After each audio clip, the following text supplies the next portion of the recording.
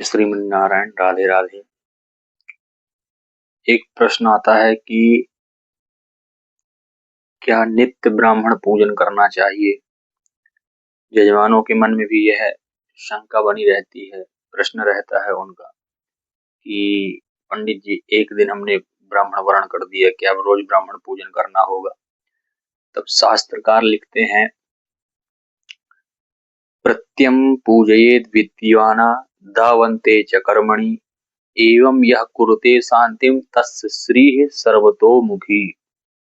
कर्म के आदि और अंत में विद्वान का पूजन प्रतिदिन करना चाहिए। जो यजमान ऐसा करता है उसके यहाँ लक्ष्मी सर्व प्रकार से प्रसन्न होकर विराजमान होती है। यह यज्ञ मीमांसा का कहना है। और ब्राह्मणों के पूजन से ही कर्म की पूर्णता होती है। इसका प्रमाण लिखते हैं, यावद विप्रा न पूज्यन्ते न तावत पूर्णताम व्रजेत पूजतेसि तु विप्रेषु सर्वम संपूर्णताम व्रजेत। यज्ञ मंडप में हम जो यज्ञ अनुष्ठान करते हैं तो यह एक तरह से हमारा यज्ञ मंडप होता है, क्योंकि उसमें यज्ञादि 33 कोटि 33 प्रकार के जो देवी देवता होते हैं, 33 प्रकार के, वह सब विराजमान होते हैं।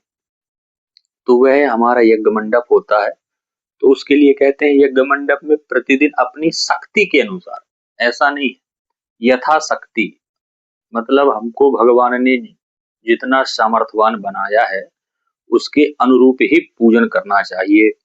तो अपनी शक्ति के अनुसार ब्राह्मणों का पूजन करना चाहिए, क्योंकि जब तक ब्राह्मणों का पूजन नहीं किया जाता तब तक यज्ञ पूर्ण नहीं होता। अतः ब्राह्मणों का पूजन होने पर ही यजमान के समस्त कार्य परिपूर्ण होते हैं। अब ब्राह्मण का पूजन क्यों करना चाहिए, ब्राह्मण का महत्व क्या है?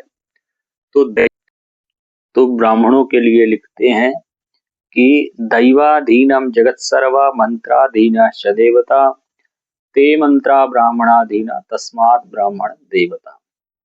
यह जो जगत है यह देवताओं के अधीन है।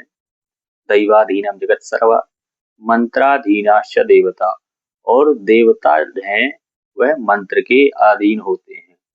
जब तक मंत्र नहीं पढ़ा जाता तब तक देवता अपने आसन को ग्रहण नहीं करते, आवाहन नहीं होता बिना मंत्रों के। अत्ते मंत्रा ब्राह्मणाधीन, और यह जो वेद से निकले हुए मंत्र हैं तो यह ब्राह्मण के अधीन होते हैं। जो वैदिक आचार्य होते हैं जब तक वह मंत्र नहीं पढ़ते तब तक देवताओं का आवाहन, पूजन, कोई भी कर्म नहीं होता।